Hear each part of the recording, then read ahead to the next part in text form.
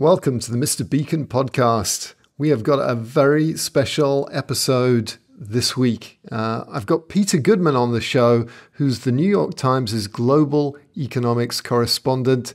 He used to be at the Washington Post. He was the Shanghai bureau chief. He has been all around the world studying supply chains.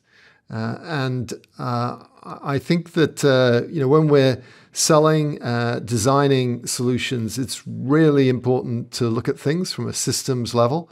And if we zoom out, then Peter has the highest level view of how supply chains operate. And yet we deal with the minutiae of location and asset identification. But the big picture is super interesting, and not just from a business perspective. We're all human beings who've lived through COVID and seen what happens when supply chains go horribly wrong. And his latest book, How the World Ran Out of Everything Inside the Global Supply Chain, looks at that phenomenon, explains what happened, why it happened, and brings it to life with some very personal close-up storytelling from the point of view of an entrepreneur who's trying to build a business that is being really challenged by what happened. And he looks at a lot of the history and the systems that impact the way supply chains work and what happened. He's written other books. Another one that I recently read is Davos Miner, How the Billionaires Devoured the World. And to me, I think this is a really important book too. And it's a really great kind of prequel to How the World Ran Out of Everything. So I encourage you to read both. And I encourage you to listen to this conversation with Peter Goodman.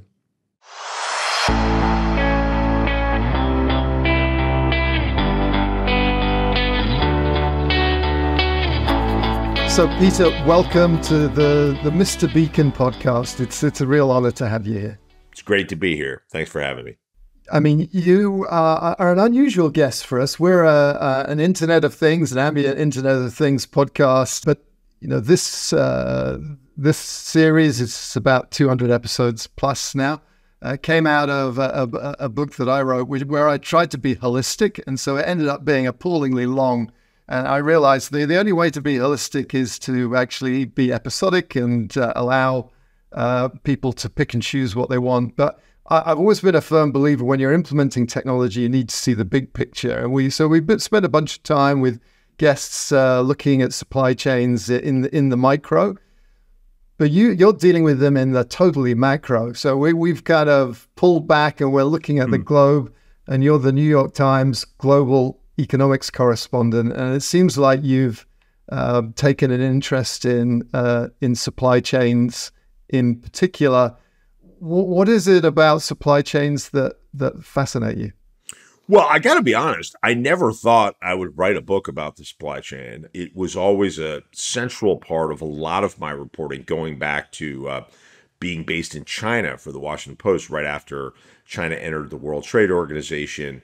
I remember doing a series at one point on illegal logging in China and spending months and months drilling into the supply chain for wood and discovering that even giant sophisticated companies like IKEA, which had signed all sorts of forestry pledges and had, top shelf auditors digging into their supply chain, in the end, they were not fully aware of who their suppliers were doing business with. And they were actually bringing in logs that were illegally harvested, even though they were unaware of this. And so that, I think, was the beginning of my fascination. I've written about the textile and apparel industries around the globe in South Asia, in Africa, in Southeast Asia, in my various reporting wanderings.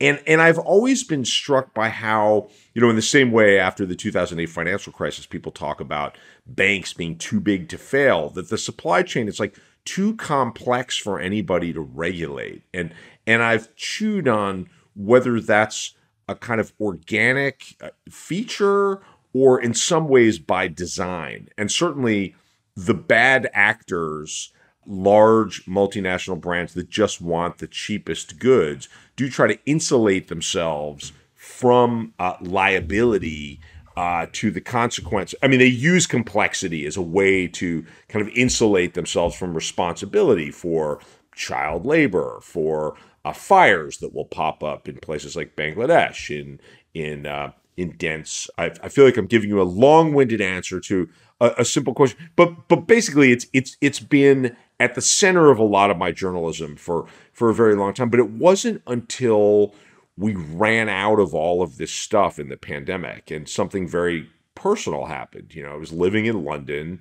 It's April of 2020, and my wife and we have our third child born in a hospital in London, and my wife's very stoic about the fact that her parents can't fly over from New York to help out with the baby, and we can't have we can't get an appointment with a pediatrician because all the offices are closed. We can't even register him. He doesn't exist on paper because all government offices are closed. But where my wife finally loses it is where she says, well, let's order some hand sanitizer. And we can't find any in our London neighborhood. And then we even go out looking for the ingredients to make hand sanitizer ourselves. And we can't find those. I'm walking all over town, can't find anything. And my wife says, well, you're supposed to know how this kind of stuff works. What's going on here? And I realized that I didn't fully understand. And as I dug in journalistically, realized that essentially our familiar mode of globalization had really broken down, and it required book length to explain what had happened. Well, I'm glad you are interested in it, and I'm glad you wrote the last two books that you did because they're amazing. So How the World Ran Out of Everything Inside the Global Supply Chain, and then the kind of the prequel to that, or the one that came before, Davos Man, How Billionaires Devoured the World. I have been consuming them, and it's just been they're beautifully written, but also important books. And I really think if people care about the world they live in and are frustrated by some of the acrimony they see, some of the injustice that they see, and also they just want to understand how it works, then both of these books, and in particular this last one, for us as Internet of Things enthusiasts, I think a lot of us, we've heard about just-in-time, we've heard about lean, may have heard about containerization, but you really unpack that in a very interesting way. So what I'd like in this conversation is to go into those subjects and just have you help us understand how lean, just-in-time, precision works. The containerization piece is also fascinating. And these are just great ideas, but they went horribly wrong, it seems. I'd love to get your sense of how and why, and then how we fix it. But maybe we should kind of pave the way and start off with this concept of just-in-time and lean. And where did that come from, and what is it? Because people that are working with businesses to sell them technology, they need to understand the kind of the construct that technology is going into, and you explain it very well. Yeah, I appreciate that. And I think your framing is just right. These are good ideas that have gone terribly wrong. So take just-in-time. This is this concept pioneered by Toyota at the end of the Second World War. It's a reaction to the kind of mass assembly mastered by Ford in particular. And Toyota, the family, is studying the Ford model at the end of the Second World War. Japan's been devastated by the war. Japan is a heavily mountainous archipelago. There isn't a lot of developable land, capital scarce, and the company concludes, we can't just make as much product as you possibly can and worry about how to sell it later. We need something much more calibrated to our circumstances. And they conclude, we got to run our company sort of the way a supermarket manages milk. You want just enough of it on the shelves that no customer leaves unhappy that they can't buy milk, but not so much that a lot of it goes bad and you end up spilling it. You need just enough to replace what you've sold, and you need your suppliers to bring the parts and the raw materials to your supply chain just as you need them, so you don't waste a lot of space and capital with warehouses full of things that you won't need for a long time. Toyota does this really well, becomes by many measures the most successful car company on earth. And then along comes the logic of financialization. So the concept of just-in-time and so-called lean manufacturing, this takes the international business world by storm. In the 80s and the 90s, there are lots of books, business seminars, and consultancies. I spent a lot of time with McKinsey in particular, are proselytizing about it. But they then give us this mutant form that's tailored to the interests of corporate executives who need to make their share prices go up immediately, who are answerable to investors who are only interested in the quarter by quarter time horizon. And this becomes a very crude imperative to just like slash inventory. Don't waste capital sticking parts and raw materials in a big warehouse as a hedge against trouble. Do away with your warehouse and entrust the internet, container shipping, long supply chains across oceans to replenish what you need. And this works out great, provided there are no shocks. But guess what? Life is full of shocks. And every time there's a shock, there are disruptions, there are shortages, but it's never bad enough that it changes how this is done. And it works as planned. Share prices go up and investors are happy, and corporate executives, by the time the next shock comes, with any luck, they're, on a beach somewhere with a cocktail in their hand lying in a hammock. Yeah. So, the concept, when I first heard about it, seems like really scary. So you're gonna kind of rely on your suppliers, and you're gonna have slash inventories, and how can they make that work? When it is working, how do they? What are the things that have to be in place to make just-in-time work? Well, it's kind of amazing the extent to which it does work. And by the way, we should pause and note that Toyota would not have allowed their supply chains to go far. And this is the part of just-in-time that got kind of intentionally ditched by the consumer class because it didn't help them in their approach to just making share prices go up quarter to quarter. Toyota insisted that their suppliers be clustered close at hand to their factories so they weren't vulnerable to the parts of the just-in-time global supply chain that we got. Those parts are container shipping in particular, which allows you to pack goods into these standard size steel boxes at factories and then lift them with cranes onto the backs of trucks, onto trains, carry them off to ports, use more cranes to put them onto ships. It's seamless. It bypasses dock workers whose militancy has always been a potential disruption to supply chains, because dock workers are really important. They're well paid. And it used to take, before container shipping shows up in the mid-1950s, used to take days and days often to load and unload a ship. And every job was a custom job. It was really dangerous. It required lots of working hands. They'd have to figure out, how to take this side of beef and stick it in the hull of a ship alongside barrels full of liquor or chemicals and manufactured parts in non-standard sized boxes. It was like a three-dimensional jigsaw puzzle. It was very dangerous. And again, when the dock workers decided they didn't want to do the job because they felt they were underpaid or underappreciated, they could hold the whole works up. So containerization removes a lot of the friction. Everything moves a lot faster. It's much cheaper to load and unload ships. And then you add international trade deals. And finally, you add the internet. And suddenly it is possible to sit in New York or London or Tokyo or wherever and pretend that a factory that's thousands of miles away across the ocean might just as well be down the street from you, because as long as you have those elements, you got internet connectivity, you got container shipping and this whole transportation network, you got trade deals, you can run a just-in-time supply chain. Very good. And what went wrong? We had the containers that allowed us to split up these supply chains between continents. You could leverage this incredible low-cost workforce and amazing infrastructure in China. That's something that you point out in the book, whereas maybe there's other places where they have low-cost workers and they don't have the infrastructure.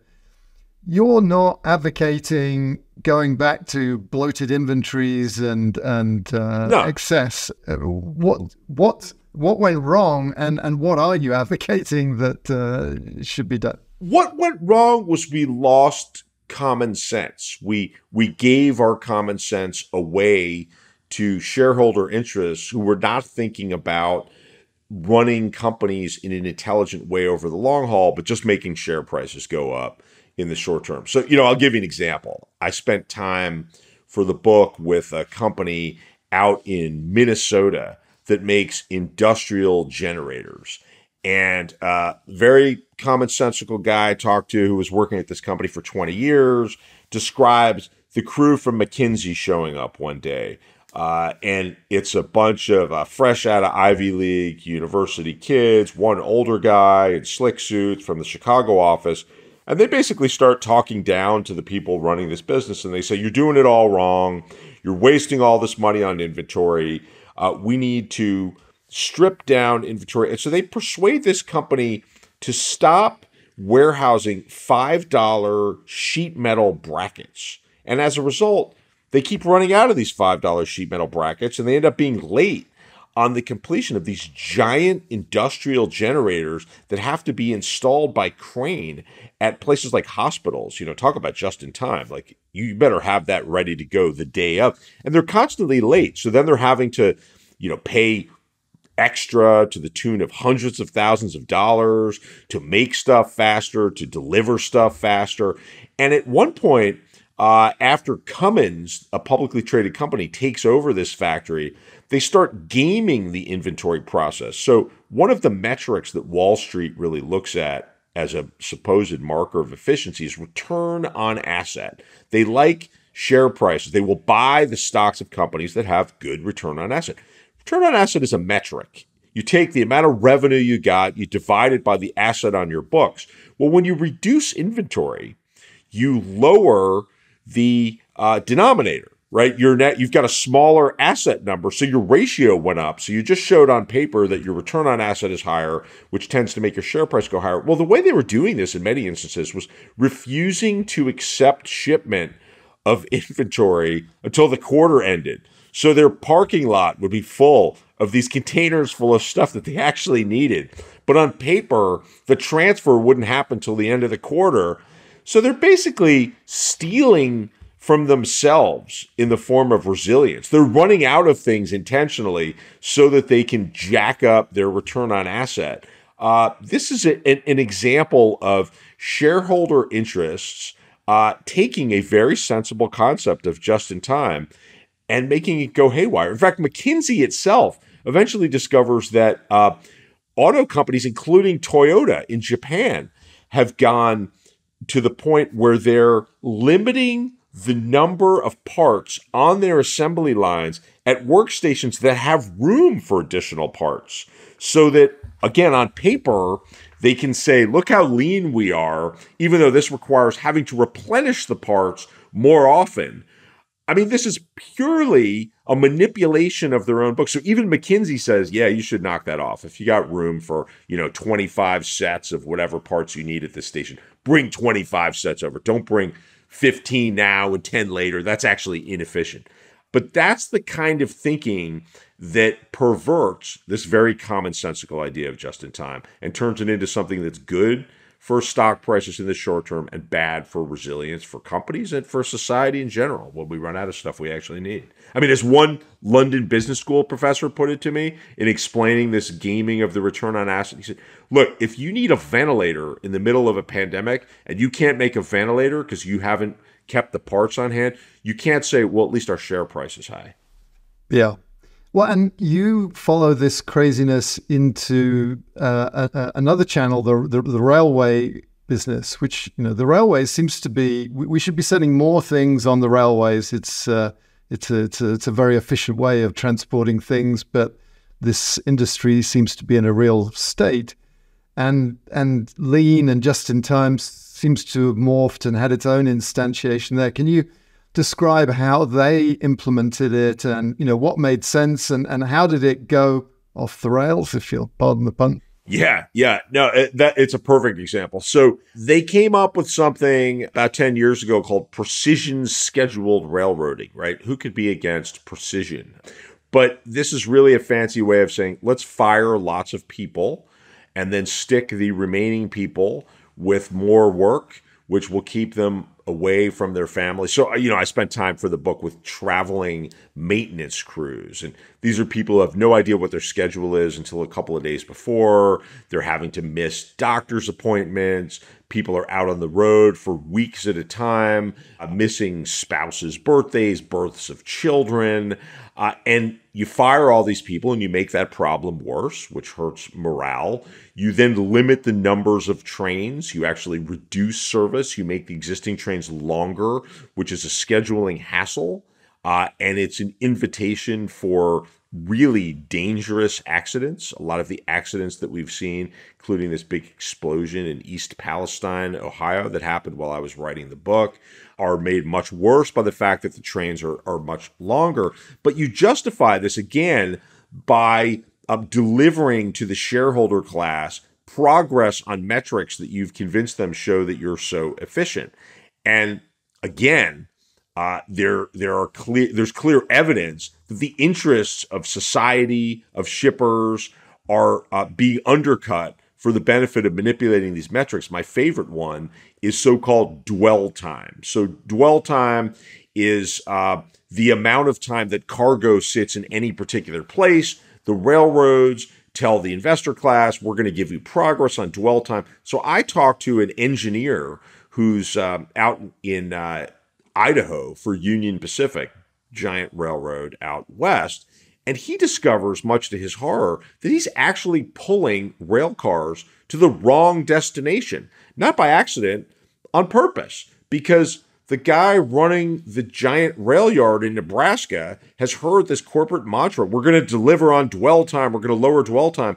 And he decides, perfectly rationally, I don't care where the next train's going. Wherever it's going, I'm attaching as many cars as possible to that train, so I will have reduced dwell time. And this engineer discovers, I'm carrying auto parts that are supposed to be going to Southern California. I'm taking them to Oregon. They're going to have to be rerouted back through Idaho to get to their destination. I'm carrying barrels full of chemicals that some paint manufacturer needs to make their product. There are contractors who can't get the right paint for the couple that's renovating their kitchen because some engineer has decided to lower dwell time. So here's an example of where, efficiency in the Wall Street sense is not all that efficient for the rest of us. I think you're pointing out a bunch of issues, and a lot of this comes back to dysfunctionality at a lot of levels, but a lot of it is at the government level. Lack of oversight is one of the key ones.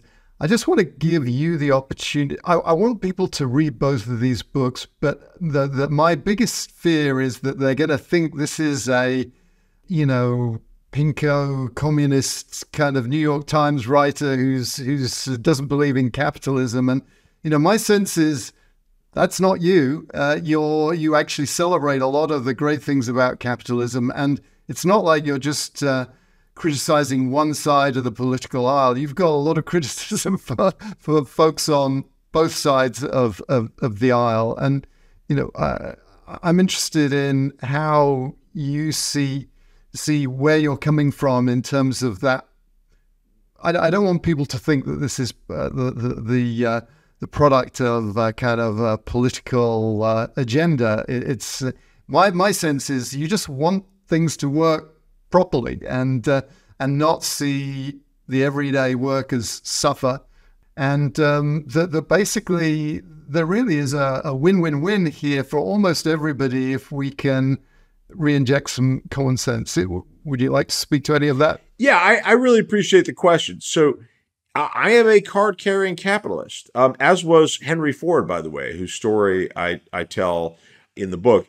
Henry Ford was not someone we should celebrate. He was a racist and an anti-Semite. He crushed organized labor, but he knew a lot about supply chains, and he knew about making stuff at scale. And he famously doubled the wages of his workers back in 1914 when he was trying to really push out the Model T.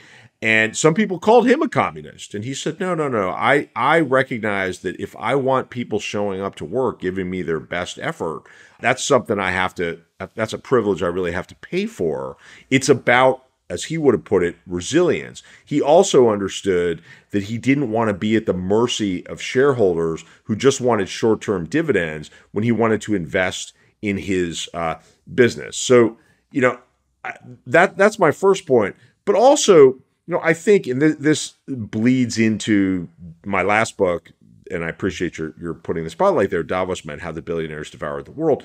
The beneficiaries of the status quo who have monopoly power and who have tilted our markets so that they work for a very narrow set of interests would have us believe that we can either have the status quo, where we've got wonderful things like central air conditioning and vaccines against pandemics and the miracle of e-commerce. We can have those things, or we can monkey around with the formula that gave us those things, and then we may as well be Venezuela. That's just absolute nonsense. It's a very good way to stave off any kind of regulation, fair taxation. The rest of us would do well to remember that there are no markets without some form of regulation. Markets without regulation become monopolies. And we see incredible market concentration in many industries, and we see the people running those industries then using the money they've gained to inject money into the political system so that they can then make sure that the rules don't change. That's not capitalism. That's kind of corporate welfare for the people who can afford to write the rules. And for the rest of us, we end up paying higher prices. We end up being cheated as working people. We end up not solving the problems of our time, whether we're talking about climate change or inequality and the anger that permeates a lot of our democracies. We can absolutely have capitalism and innovation and great rewards for the people with the best ideas. I got no problem with the fact that CEOs of companies who've pioneered great ways to do things, get the benefits. But we absolutely need antitrust enforcement and other commonsensical regulations in order to make sure that everybody actually benefits from these things. Very good. So I want to shift a little bit and talk about what you're seeing in terms of the response to the dysfunction that you catalog in How the World Ran Out of Everything. And we all experienced it, the crazy waiting for everyday things. And there was a lot of people that suffered and died Right. as a result of all of that. That's right. So COVID isn't over, but it's, hopefully under control more. Right. What's happening now in terms of our reliance on China, and how are we trying to fix this? Well, there's definitely a move afoot by major companies to diminish their reliance on China. And take a look at Walmart, for instance. So 15 years ago, if you were trying to get your product on the shelves of a Walmart superstore and you flew into Bentonville, Arkansas, that's Walmart's corporate headquarters, you have to go in and see them. It's like going to visit the Pope. They don't come to see you. If you went in there and you offered them your product and they said to you, where do you make this product? If the answer was anywhere other than China, you had a problem, because the assumption was you couldn't possibly be getting the lowest price. You couldn't be making it at the most efficient scale, because only China has this incredible combination of huge numbers of relatively low-wage people, investment into ports and highways and infrastructure. Well, today, if you fly to Bentonville, Arkansas, and you have the same sort of conversation, and they ask you again, where are you making this product? And the answer is only China, you have a problem. They want to know that there's some sort of backup plan, that they're not dependent upon this single country that the U.S. has decided to have a trade war with for production. So we do see Walmart in particular shifting some of their production. In the book, I write about Mexico. I've since spent some time in India. Walmart's moving pretty aggressively into India. I spent time with Columbia Sportswear, the big outdoor clothing brand. It followed their people to Guatemala. They're looking to shrink the distance between their markets and their customers. And then a lot of supplying companies are having to go along, whether they like it or not. I spent a lot of time in Mexico for the book. And at one point I was in Monterrey, which is this city in Nuevo Leon state. It's a border state. And I ran into a lot of South Korean companies, the sorts of companies most of us have never heard of, because they're suppliers of parts to other manufacturers for parts. And I remember talking to one guy at the South Korean company who said, yeah, we're here because we sell parts to John Deere, the construction equipment and tractor company. And they have a big factory in Victoria, Texas. And they've told us, because of the incredible disruption during the pandemic with shipping prices going up, tenfold in the space of a few months, giant floating traffic jams off of ports in places like Southern California, they want us to be within a 5-hour highway or rail journey of their factory in Victoria, Texas. And they've said, if we don't make that happen, they're going to go find some closer supplier. So they were there looking to set up a factory in Mexico. And I discovered that a lot of companies are in that situation. So some of that is happening through the marketplace. Some of this is happening at the level of government policy. So, of course, the Biden administration is now dispensing tens of billions of dollars in subsidies to companies that are making semiconductors in the U.S., electric vehicle parts, and finished vehicles as well. I mean, part of this is strategic, right? So we've decided that it's probably not a great idea to take the brains of industry, semiconductors, and concentrate them on this single island that happens to be 90 miles off the coast of mainland China. I'm talking about Taiwan, an island that, not incidentally, is claimed as part of its own territory by the government in mainland China. And so some of it's strategic, some of it's the market, but certainly there's a reemergence of the importance of place that is happening. So looking at India, you've been out in India, you've been filing reports from there. And I rode along with a truck driver there too. In 105-degree heat with no air conditioning. What was that like? Because those roads are pretty crazy. I've spent a little bit of time in India, not a lot. And that was the most uncomfortable I've ever been in my life. I climbed in a cab just outside of Delhi, rode as far as Jaipur, which was like an 8-hour journey. It was 105 degrees Fahrenheit. That's 41 degrees Celsius in this cab with no air conditioning. And that was the least of my problems. I was under the bunk where the driver and the assistant driver sleep. And I had to remain in this just horribly uncomfortable position to fit under there. And every time we hit a bump, my head would smash a pipe directly above me or be sliced at by this sharp plastic fake thatch material. Never been so uncomfortable in all my life. But I learned that, yes, the roads, they need some work in India. So I guess that really comes back to the question of when they've got the people, when are they going to have the infrastructure? Do you think that it's even feasible, given that they're not a totalitarian state in the same way as China is? Is it possible for them to build all the infrastructure they need to provide a viable alternative? It's possible, and they are actually building the infrastructure. There's been a dramatic build on the highways. They've gone to things like digital toll systems, which have eliminated a lot of the queues at the borders. It's actually not unlike what the European Union did 25 years ago, where it used to be that in every Indian state, you had to stop and submit to an inspection and pay customs. And now that's all gone. You can just sail through as if it's all one big country, as it actually is. The real problem, though, is that when China was investing heavily in port infrastructure, in highways, there wasn't another China out there that it had to compete with. India, of course, has to compete with China. Moreover, and this is a part of the story that people don't like to focus on too much, there was a leveling phase post-1949 in China, regardless of how one feels about the Mao years, which were full of chaos and mayhem and death. I mean, it's certainly not a period any of us would want to live through.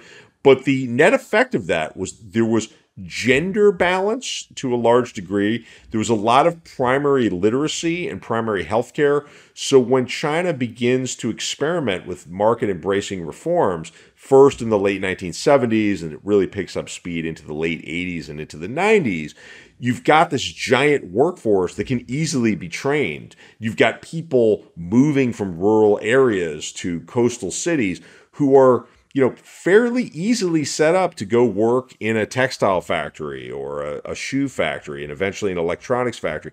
In India, you've got very highly skilled people, lots of engineers at the high end. Then you've got a lot of people who have basically no skills at all. You have women who've been systematically excluded from the workforce. That's not to say they're not doing work. They're working their butts off, but it's at home, taking care of children. It's in the fields as agricultural laborers. It's a much more difficult proposition for women in particular who've been central to the manufacturing boom in places like China and more recently Vietnam to go and work in factories in India. Very good. Peter, how did you go from Davos Man to this latest book? What was the obviously a lot happened in the outside world, but what is the connective tissue between the last two books that you wrote? Well, I'll be perfectly honest about it. I had no desire to write another book quickly. I had moved from London to New York with my family in the summer of 2021. I was still working on Davos Man. I had begun Davos Man with a newborn baby in the house and two school-age children dealing with distance learning. And the last thing I wanted to do as I neared the end of Davos Man was, write another book. My agent called me one day and said, do you have another book? And I thought, talk to me in a year. And then I found myself writing a lot of stories about the supply chain disruptions. I was writing about the shipping industry and the rail industry and trying to understand how it was that so many hugely important things, personal protective gear in the middle of the pandemic, basic medicines, parts for ventilators, and then less important things, but things we noticed, exercise bikes, workout gear, tapioca beads for boba tea. All this stuff was missing. Everyone was asking me what's going on. So I had a walk with my wife one day, and I said, well, I guess this supply chain stuff, that's a book. And she said, oh, definitely. And so I called my agent. Sure enough, the interest was feverish, got a deal immediately, and then quickly realized that in some ways the supply chain situation was just a perfect up-close examination ground for a lot of the themes I'd been exploring at Davos Man, and in particular, the importance of shareholder interests and the monopoly power that explains a lot of the shortages in the global economy. This kind of engineered scarcity comes directly out of the stuff I was wrestling with in Davos Man, how wealthy people have managed to monopolize most of the bounty of globalization and international trade and capitalism in general, and have used the money they've gotten to purchase political power, and they've used political power to make the world friendlier to their business interests. And the pandemic and the supply chain disruptions were a perfect manifestation of that. So once I saw that a book had sort of been thrust upon me, I was very enthusiastic about it. I think they work so well together. The second one really kind of takes these almost an abstract concept of these billionaires and how they're distorting the systems, and then you basically show how it really impacts us and it impacts the people. I found it really made me angry, I have to say, just sort of hearing about, one of the things that really impressed me was how close you got to the actors in this play that you allowed us to look into, like the truck driver whose life was being made a misery, couldn't even find a place to go to the bathroom and eat healthily. And it's almost like we kind of have this omniscient view, but presumably you were in the cab with him. How did you organize that? What was the practicalities of that level of research? And how did you find him? And then were you literally in a cab with him for 3 days? Or? Yeah. Yeah. Spent 3 days and 2 nights. Slept in the bottom bunk at the back of the cab.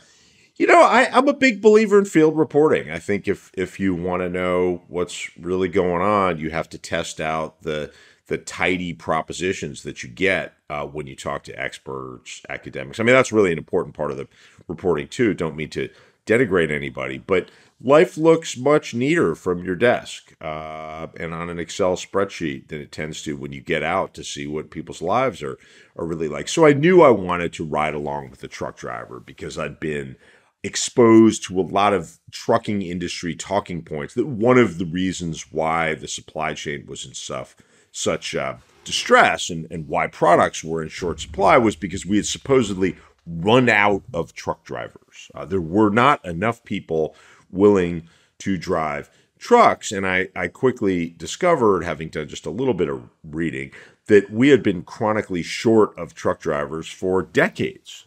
And that, in fact, we had plenty of people who had commercial driver's licenses, roughly 3 times as many people as we need to move freight in the United States at any particular time. But we had run out of people willing to sign off on the increasingly miserable bargain that driving a truck entails. And I wanted to see that for myself. So I've been talking to people in the industry.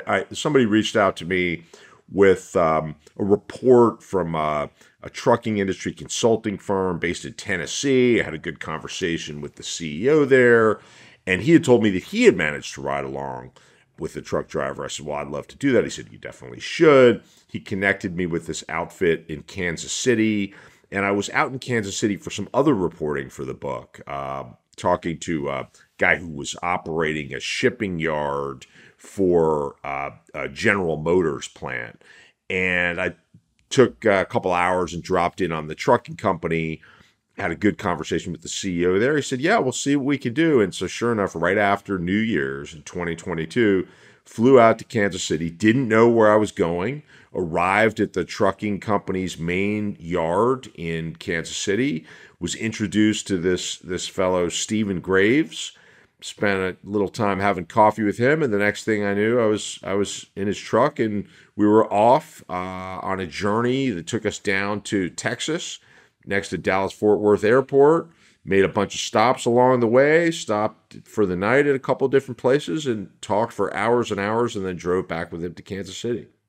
I mean, that is so rare. I mean, you're talking about a number of industries that have been hollowed out, the trucking industry, the railroad industry, but your own industry really has been hollowed out as well. And I don't know how do you feel like privileged? It seems like, yeah. Definitely. I feel like you're like the Taylor Swift, the Bruno Mars of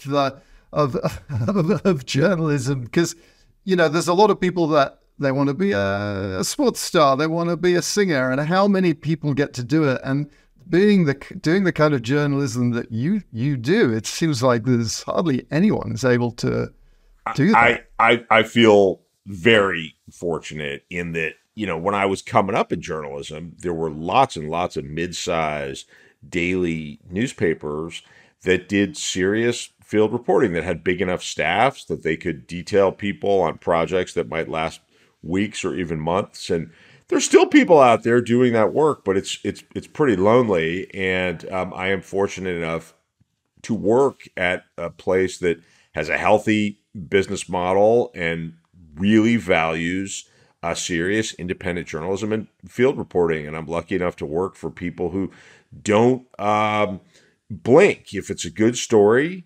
And I can make the argument that it's worth going somewhere and taking extra days just to see what will happen. They understand that that's where the best discoveries come from. And we're lucky enough to write for an audience that's willing to pay real money to support journalism. Journalism is an expensive proposition, and somebody's got to pay for it. So yes, I feel very fortunate.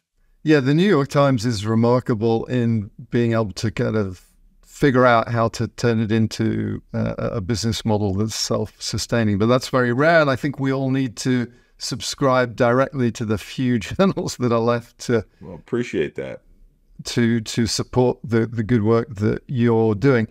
I could ask you a ton of questions about the making of, but we do have this tradition on the podcast. I wanted to get into that because your time's short, but I'm intrigued. You've spent a bunch of time in England. You probably, I don't know whether you spotted the connection between Desert Island Discs and the three questions, but that's kind of where I stole the idea from.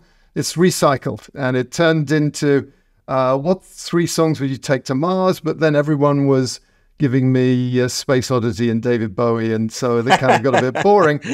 So I like to ask more broadly, what three songs have meaning to you, and were you able to think of those? Yeah, I came up with three for you. So I've got Al Green, Jesus is Waiting, which strikes me as one of the only songs I can imagine where I would pay serious money for the privilege of going to a concert to hear that song played for like 8 hours straight without a break. It's just every note is so perfect. Every vocal is just wonderful and perfect. And so, yeah, that would be the soundtrack for the rest of time. Similar vein, Isaac Hayes, By the Time I Get to Phoenix. As a guy who likes to write long form, I'm touched every time I realize that that's a song that was recorded and pressed onto a record at 18 plus minutes and earns every second of it. It's just delicious right until the end. And then finally, all three of my kids have gone through periods where they had to listen to the same album over and over again on long car rides, often in Europe when we were living in London. And I have tried to find albums that I'm willing to listen to over and over again, lest we go crazy listening to Gummy Bears songs and other sorts of synthesized stuff. So for a while, it was the Beatles' Abbey Road. And I can tell you, you could do worse than listen to the Beatles' Abbey Road over and over and over again. And I suppose because they're kids and they don't always get all the way through, I've probably listened to Come Together more than any other song on the album. It's the first track. And it's never the wrong thing to be listening to. Wonderful. Yeah, that musical connection with your kids. My oldest son, basically, if I like something, he doesn't like it. My youngest son actually he's youngest, he's 21. But we go to concerts together and that sort of thing. Oh, that's great. It's a wonderful thing. Yeah, that's fantastic. What are your feelings about having lived in the UK? You lived in Shanghai, of course, for a long period of time. But how do you feel about the UK? What was it like coming back to New York? It was tough. I miss London. We lived in a neighborhood in North London, Hampstead, that I'm sure will be the nicest place that we'll ever live. And we lived about 7 minutes from the Hampstead Heath, which certainly has to be a contender for greatest park of a major city on planet Earth. And just loved it. In fact, in many ways, living in London made it hard to live in New York because London is the only other place I've been that gives you that feeling of like, it's the center of the universe. You could find anything in this city if you go look hard enough for it, but it's a much easier place to navigate than New York. And we went to the theater all the time. It was reasonably priced. You could get a reservation easily at some restaurant nearby. You learned, you don't have to run for the tube. There's another one in 3 minutes if you miss your train. There's a park everywhere. There's a pub everywhere where you can sit and relax for a bit. It's just a wonderful city, and I will confess it was hard to move back to these parts. Yeah, and you're in New York now, I assume. Yeah, up about an hour north of the city in the lower Hudson Valley. Yeah, so you've experienced the National Health Service personally, I guess, and with that is true. All of its limitations and wonderfulness at the same time, and it's a miracle. Yeah. Through the American lens, it's a miracle, and you come to see that having a national healthcare service, even one that has in recent years been decimated by austerity, is just so important that it shrinks other problems. So, I mean, some of the stuff that we can talk about, of course, of these two books that we've mentioned, it's very difficult in the U.S.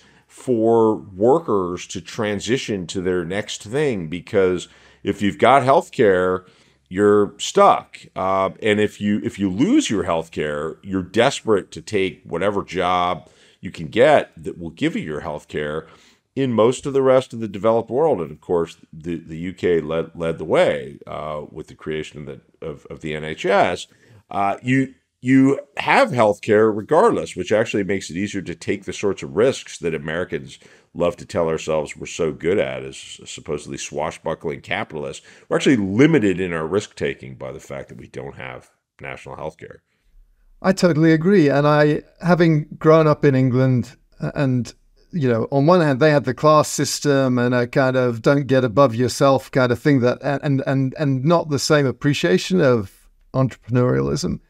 But they had that safety net. So actually you could go out and do it and take the risk. I just can't imagine if the United States had the NHS, the number of startups and entrepreneurial unlock of value would just be amazing. Oh, sure. I mean, you think about the fact that, we've got the deindustrialized Midwest, and trade experts in places like Washington and New York would say, well, it's just move out of there and go to Arizona and become a solar installer. Well, that sounds great, but you have this not minor reality that people are tied to their communities. We don't have help with housing if housing prices all go down at once in one particular community. And again, you're stuck thinking about healthcare. You can't just pick up and move and take that risk. What part of England are you from, by the way? Well, I grew up in and around London, so in the suburbs, and then I lived in Islington and Richmond and great places sort of around there. Yeah. Love Richmond.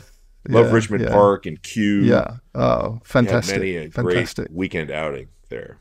But people it's amazing how misinformation and propaganda can just cloud people's perception of that. And I remember, my father sadly passed away during COVID in one of the old people's homes that you allude to in your book. But he was living on his own for a while, broke his leg, stuck on the floor, almost died. They carted him off to hospital. We kind of get him in there, and they patch him up in like a few days. He's back.